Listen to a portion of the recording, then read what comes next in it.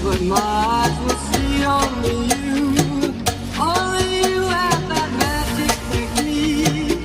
When we sway, I go. Ayun! Wala pong palakpak dyan. Ayan eh, no? Okay, okay. Sobrang enjoy pa ang ating mga manonood dito. Pero ma'am, ang ating mga coach, pwede bang pakikwento itong mga ating mga, paano nagsimula itong grupo natin? Yes, Sige lang ma'am. Okay. hello po. Yes, good morning po, Rise and Shine Pilipinas. And good morning po sa mga nanonood. Nag-start po yung dance sport sa Karangalan Elementary School by doing the sport evangelism. So, 16 years na po akong dance sport athlete and I do the ballroom social also. And sinasabi ko pong sport evangelism, I do share the gospel also with the Lord. So doon po siya nag-open yung opportunity for the kids of Karangalan Elementary School. Yes. Ma'am, no, malaking tulong po para sa mga bata na hindi lang nag-aaral, kundi meron silang katulad na extracurricular activities tulad po nitong pagsasayaw. Kwento niyo naman po kami, paano yung programa, paano ba sila nakasali, may audition ba?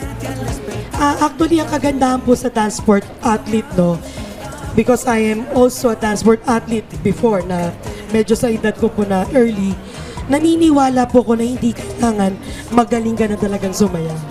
Based on my experience po kasi, hindi, ako masasabi ko na train lang po ako. Na-enhance lang po yung skills ko. So, everybody is welcome. Wala pong discrimination sa dance sport athlete na to. So, lahat po is open for the school. Kahit anong section po siya. And kahit beginner po is welcome. Si Sir naman, Sir, ano bang hinahanap? Kailangan ba, nandun yung gigil para matuto, yung interesado para dun sa craft? Yes, una-una dapat interesado ang bata. Saka willing talaga matuto kasi ang dance sport ay hindi napakadali.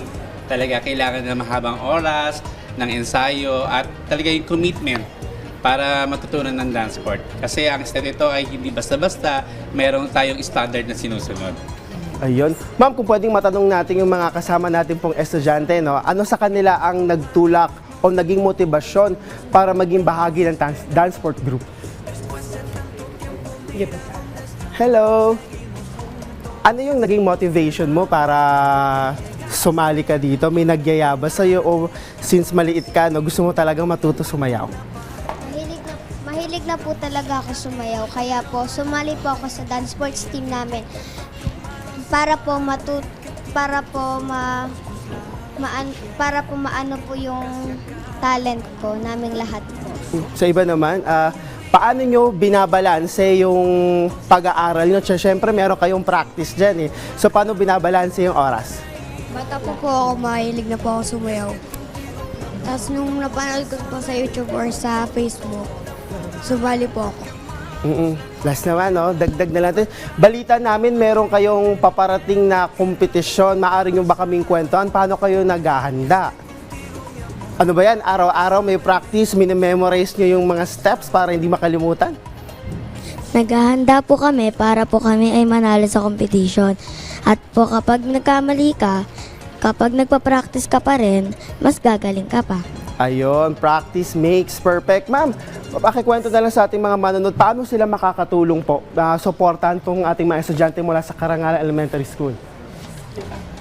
Actually, malaking tulong na po itong programa ninyo na na-expose po yung mga bata at maging representative po ng dance sport.